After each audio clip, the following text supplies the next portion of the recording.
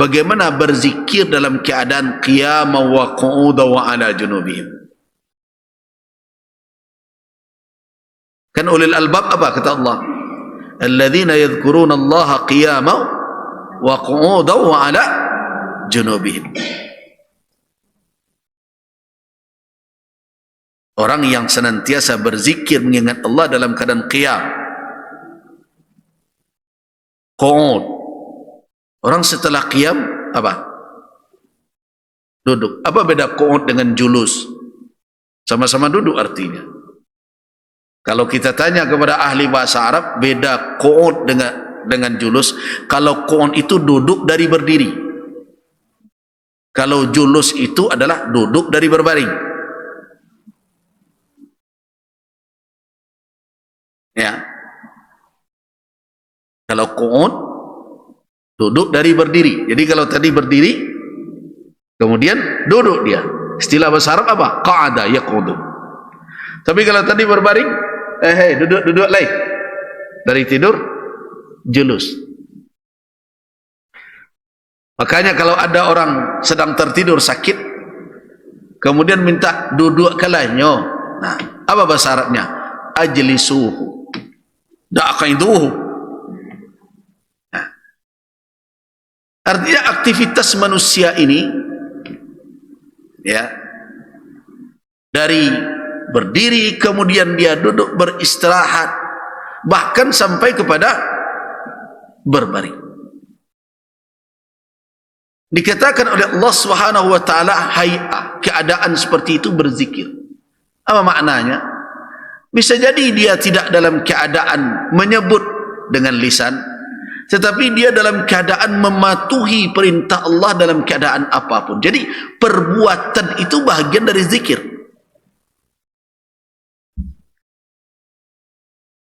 Itu makanya kalau ada orang bermajlis ilmu seperti kita sekarang, ini halaqah zikir atau enggak? Tapi ada sebagian orang yang membatasi halaqah zikir itu kalau pakai ada komando zikirnya, baru halaqah zikir. Nah, itu kan menyempitkan makna. Jadi ketika Allah katakan, alam ya'ni lil ladzina amanu an takhsha'a qulubuhum li dzikrillah wa ma nazala minal haqq. Perhatikan, apakah belum tiba saatnya bagi orang-orang yang beriman untuk khusuk kalbu mereka berzikir mengingat Allah? Ya, ini adalah zikir kalbu. Tapi dan juga berzikir dengan apa? Terhadap apa yang diturunkan oleh Allah berupa yang hak. Bagaimana itu? Artinya membaca dan mematuhi apa yang ada di dalam wahyunya. Wa ma nazala minal haq, bukan hanya Al-Quran saja, termasuk sunnah Nabi. So, yang diturunkan oleh Allah Subhanahu wa taala kepada umat manusia sebagai tuntunan adalah wahyu. Wahyu datang dalam dua bentuk. Yang pertama turun dengan makna wa lafzan. Itulah yang maktub, yang tertulis bainad daftain, dalam bentuk mushaf itu. Tapi ada wahyu yang diturunkan oleh Allah Subhanahu wa taala berupa fahman wa makna, petunjuk, pemahaman dan makna dari Allah Subhanahu wa taala kepada Nabi, dan Allah serahkan ta'birnya, melafazkannya kepada Rasul dengan tetap menjaga beliau dari ketersalahan. Itulah sunnah. Nah, bagaimana berzikir kepada apa yang diturunkan oleh Allah itu? Wa ma nazala. Jadi kan di situ katakan antakhsha'a qulubuhum li dzikrillahi wa ma nazal. Wa itu kan huruf ataf. Ma-nya kemana? Atafnya kepada zikrillah. Berarti ada dua yang dikhusyukkan hati kepadanya. Yang pertama mengingat Allah, yang kedua dikhusyukkan hati untuk kepada apa yang diturunkan oleh Allah. Yaitu apa? Menerima dengan tulus petunjuk Allah Subhanahu wa taala. Kemudian datang peringatan Allah, wala yakunu kalladzina utul kitab. Ini pelajaran. Janganlah mereka hendak menjadi seperti orang yang diberikan Alkitab min qabl, sebelum Nabi Muhammad, sebelum umat Nabi Muhammad sallallahu alaihi wasallam. Apa yang terjadi pada mereka? Fatala alaihimul amadu. Nah, fatala alaihimul amad, yaitu terjadi waktu yang panjang. Talal amad, berlalu masa yang panjang. Masa yang panjang apa? Masa yang panjang berlalunya para nabi. Baru saja ditinggal kalau Nabi sudah sekian lama, terasa sudah lama, hilang itu bekas petunjuk tadi. Nah, ini harus dikhawatirkan oleh umat Islam. Nabi sudah meninggalkan kita 14 abad lebih. Perlu tidak khawatir? Perlu. Karena jarak yang begitu lama bisa berakibat apa? Orang menjadi fasik. Apa itu fasik? Mencampur baurkan antara hak dan batil. Kan itu fasiqun. Islam ya, tapi yang dia lakukan bercampur aduk antara petunjuk, perintah dengan larangan. Fasiqun. Ya kan Islam dijamin sampai hari akhir. Iya, Islamnya jamin, tapi anda tidak dijamin. Al-Quran dijamin, tetapi apakah anda akan istiqamah di atas Al-Quran? Ada jaminan? Tidak. Karena itu setiap kita harus mengkhawatirkan diri kita sendiri. Harus mengkhawatirkan diri kita. Apalagi jarak Nabi dengan kita sudah begitu lama. Kitalah yang harus menjaga. Nah, di mana kekuatan kita akan menjaga ini? Di saat musuh begitu hebat, godaan begitu berat. Nah, itulah gunanya kembali kepada ihdinas siratal mustaqim tadi. Minta terus agar Allah mendampingi kita dengan hidayah. Ya Allah memberikan hidayahnya dengan berbagai cara. Salah satunya apa? Ya dengan membangkitkan semangat kita hadir di majelis ilmu.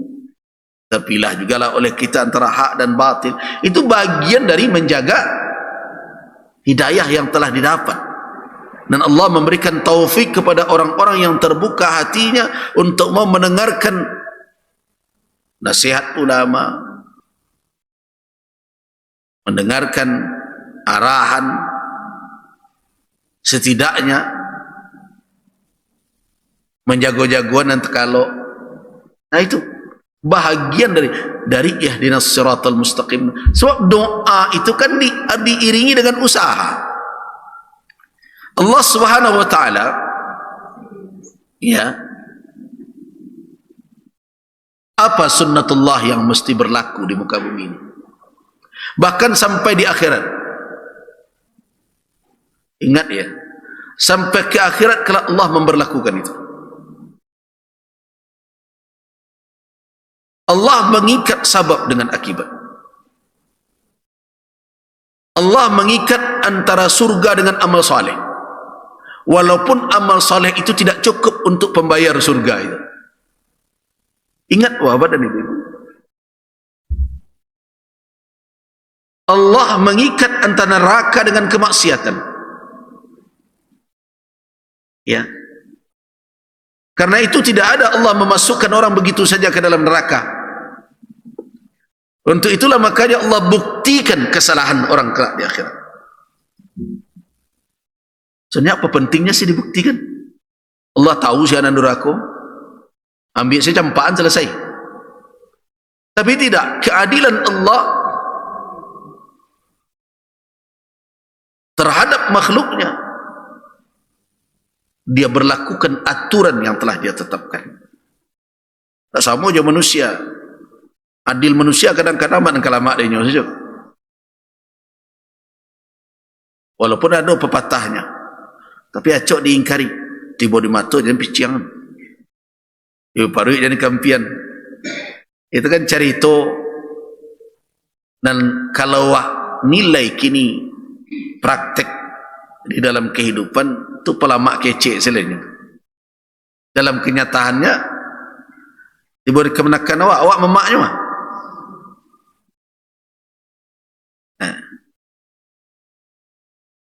Makanya ada mahkamah keluarga bagi berbagai macam. Tetapi Allah Subhanahu wa taala apa kanun, aturan yang dia tetapkan? Dia yarbutu baina sabab wal musabbab. Nah, karena itu kalau kamu mau masuk surga, tugas kamu adalah membuat sabab. Urusan sabab itu cukup nanti untuk memasukkan kamu ke dalam surga, itu timbangan Allah.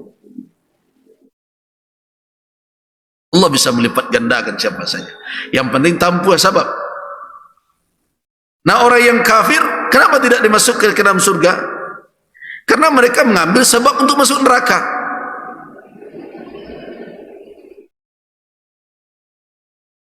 Mereka mengambil sebab untuk orang masuk neraka. Nah, Allah Subhanahu wa taala di dalam ketentuannya, ini kalimat yang tidak dia rubah lagi, bahwa ada ikatan antara sebab dan akibat. Nah, termasuk menijabah doa. Seseorang kalau ingin mendapatkan ijabah doa, apa sebab yang harus dia tempuh? Amal. Kalau kita ingin Allah menjaga kita agar senantiasa berada di dalam hidayahnya, maka apa yang harus kita lakukan? Harus kita lakukan adalah berusaha menjaga hidayah itu. Nah, hadir di majelis ilmu, menyediakan waktu untuk mendapatkan petunjuk syariat, itu bahagian dari ihdinas siratal mustaqim itu. Jadi kalau ada orang rajin solat, terus membaca ihdinas siratal mustaqim, tapi menjauh dari petunjuk ilmu, itu antara permohonannya dengan sikapnya tidak sesuai, tidak bersesuaian. Nah, karena itu kalau betul kita sungguh meminta hidayah, teruslah berusaha menjangkau segala sabab untuk membuat hidayah itu tetap berada di tangan kita. Nah, apa yang dikhawatirkan tadi saya katakan adalah ketika jarak yang jauh antara Nabi dengan umat, 14 abad lebih. Sekarang sudah 1445 Hijriah. Kurangi 10. Berarti berapa? 1435. 1435. Berarti 1435 tahun lamanya Rasulullah telah meninggalkan kita. Nah, dalam rentang waktu 14 abad itu, apa yang tidak dicoba orang untuk merusak, ya, membuat ragu, bahkan memalsukan ajaran. Nah, kita bersyukur karena Allah Subhanahu wa taala memberi jaminan kemurnian kitab suci kita. Dan jaminan itu tidak ada pada kitab-kitab selain Al-Quranul Karim. Tidak ada. Di jaminan itu ada hanya pada Al-Quran.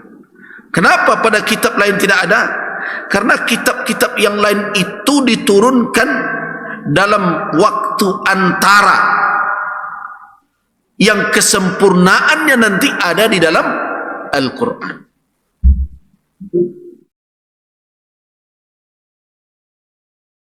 Jadi kitab-kitab yang lain, Zabur, ya, Taurat, Zabur, Injil, termasuk juga suhuf-suhuf yang diterima oleh para nabi. Kenapa tidak dijamin oleh Allah hifzuh, pemeliharaannya seperti Al-Quran, inna nahnu nazzalna dzikra wa inna lahu lahafizun. Karena kitab-kitab itu diturunkan untuk waktu yang terbatas pengamalannya. Jadi tidak disiapkan sebagai petunjuk sampai ke akhir zaman. Tidak. Artinya apa? Kitab itu akan disempurnakan dengan kitab terakhir. Nah, itulah Al-Quranul Karim. Nah, sehingga rentan sekali kitab itu diselewengkan maknanya. Dah itu dalam keyakinan kita umat Islam. Dan itu terbukti di dalam sejarah. Dan kalau kita telusuri, tidak sedikit kitab suci itu yang masuk ke dalamnya perkataan-perkataan tokoh mereka, orang-orang yang mereka anggap orang suci dan berbagai macam. Nah, alhamdulillah itu tidak terjadi pada Al-Quran. Makanya di awal Al-Quran turun, Nabi SAW malah mengingatkan, la taktubu anni ghairal Quran. Janganlah kamu sekalian menulis dariku selain Al-Quranul Karim. Karena itu yang banyak tertulis dari Nabi, para sahabat menulis adalah Al-Quran. Sedangkan sunnah Nabi SAW tidak umum ditulis. Walaupun sebagian sahabat ada menulisnya setelah mendapat izin, dan itu tentu setelah Nabi melihat bahwa tidak akan bercampur antara Al-Quran dengan sunnah, diizinkan oleh Rasul. Dan bahkan berlanjut lagi penjagaan Al-Quran itu ketika mushaf telah dibuat, lembaran-lembaran catatan itu dihimpun dalam satu mushaf di zaman Abu Bakar, dan bahkan sampai di masa Utsman mushaf tadi diperbanyak, disalin, maka bersihlah Al-Quran dari segala catatan-catatan lain. Yang sebelumnya sahabat malah ada menulis penjelasan Nabi, hadis Nabi untuk menambah pemahaman mereka. Nah, ketika Al-Quran telah orisinil seperti itu semenjak turun sampai sekarang, alhamdulillah terjaga. Itulah yang menjadi hudan bagi kita. Nah, ketika kita membaca ihdinas siratal mustaqim, kemana lagi kita harus? Nah, kalau memang betul meminta terus 17 kali, ya Al-Quran jangan dijauhkan. Ada orang minta ihdinas siratal mustaqim, tapi Al-Quran kenalannya sekali setahun. Ini bagaimana? Antara permintaan dengan usaha tidak seirama. Jadi jarak yang lama rentan berpeluang untuk kerasnya hati, bercampurnya antara hak dan batil. Nah, itu yang terjadi pada umat-umat terdahulu. Sehingga setelah Nabi Isa diangkat, maka umat kehilangan pedoman yang benar.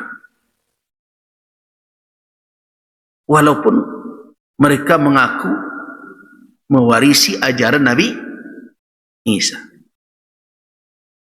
Benar, mereka bisa disebut mewarisi ajaran Nabi Isa dari kalangan Bani Israel.